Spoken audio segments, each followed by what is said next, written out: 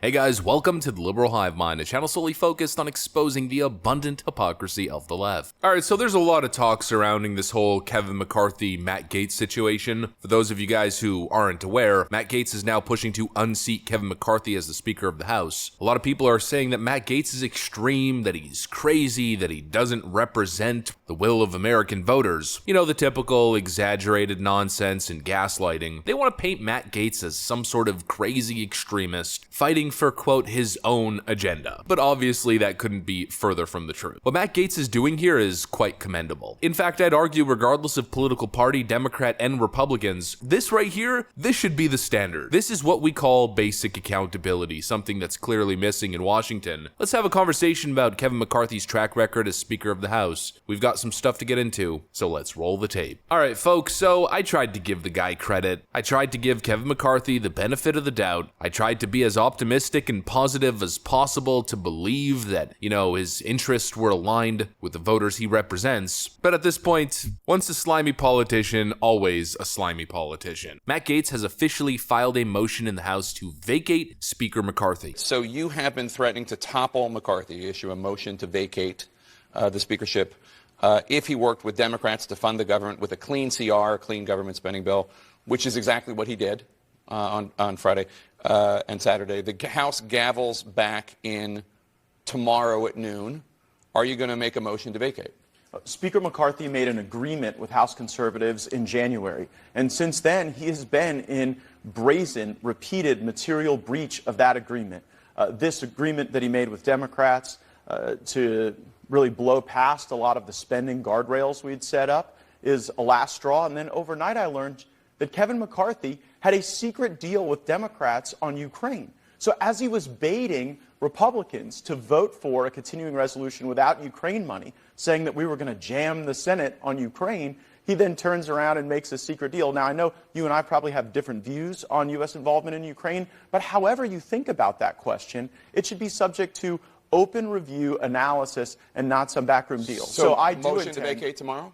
I do intend to file a motion to vacate against Speaker McCarthy this week. I think we need to rip off the Band-Aid. I think we need to move on with new leadership that can be trustworthy. Look, the one thing everybody has in common is that nobody trusts Kevin McCarthy. He lied to Biden. He lied to House conservatives. How many Republicans do you have? Well, enough so that when you host this show next week, if Kevin McCarthy is still the Speaker of the House, he will be serving at the pleasure of the Democrats. He will be working for the Democrats. The only way Kevin McCarthy is Speaker of the House at the end of this coming week is if Democrats bail him out. Now, they probably will. I actually think that when you believe in nothing, as Kevin McCarthy does, everything's negotiable. Okay, but and I think he'll cut a deal with the Democrats. Let's be honest here, though, because if you succeed in vacating him, you also will have to make a deal with the Democrats. You also will have to get Democratic votes to kick him out.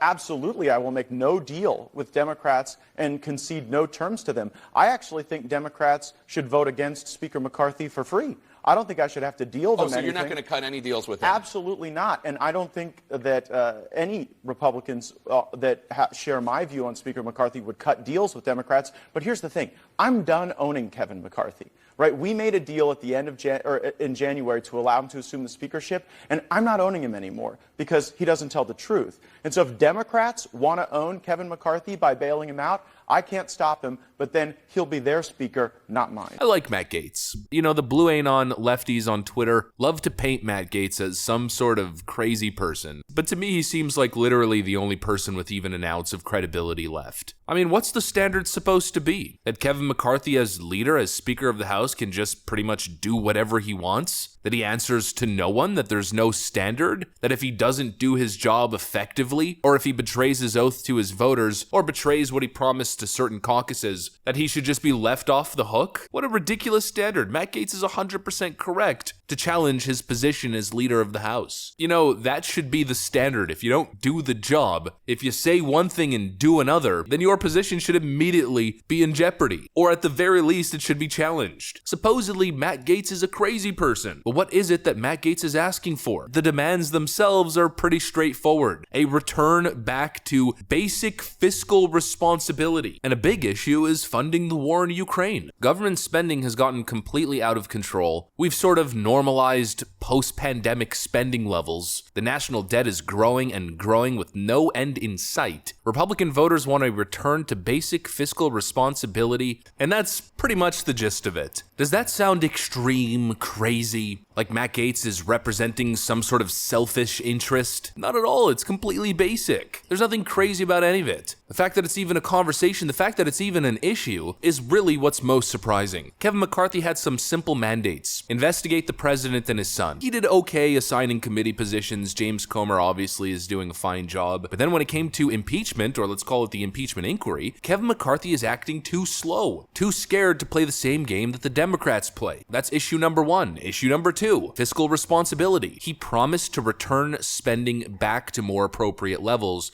pre-pandemic levels. I'd argue pretty smart considering the current inflation crisis, but we're just not seeing it. Republicans have all the leverage. They literally control the House, but they continue to enable nonsense spending. And speaking of nonsense spending, here's the third issue, Ukraine. Here are the stats when it comes to Republican voters. If we go back to March of 2022, Republican voters were behind the war efforts in Ukraine and the funding of Ukraine's efforts. Fast forward less than a year later, in June of 2023, that support has crumbled. The numbers have completely flipped. People now want less funding for Ukraine. Enough is enough. Enough of the endless proxy wars. The hope is for a diplomatic end to this conflict, and most importantly, an end to the bloodshed and wasteful spending. But what do we get from establishment Republicans? Lindsey Graham believes that in the next year, the federal government should commit another 60 to 70 billion with a B dollars funding Ukraine. That's the legislative priority of the uniparty establishment, Republican and Democrat alike. Obviously, that's not the legislative priority of voters. And so if we follow that logic, then obviously Kevin McCarthy isn't the right guy for the job. Period. He's just not the guy. That's not an extreme view. That's a basic common sense view. Because the interest of American voters across the line, the bipartisan interest, is to lower spending, to stop the stacking debt, to stop runaway inflation, and to focus on American priorities. Like, safe streets, securing the southern border, lowering gas prices, becoming energy independent, maybe tackle the current cost of living, maybe mobilizing a modern home building rush like we've seen happen in previous eras. Maybe that should be a priority, not funding BlackRock's war in Ukraine. I support Representative Matt Gaetz 100% unequivocally. If Speaker McCarthy, as a conservative, as the Republican leader of the House, can't commit to basic Republican and conservative priorities, then he shouldn't even be in the House, let alone Speaker of the House. I think that's a pretty reasonable standard. Anyways, that's this video. Hopefully you enjoyed it. If you did, make sure to leave a like and possibly subscribe to the channel. Thanks for watching, and I'll see you on the next one.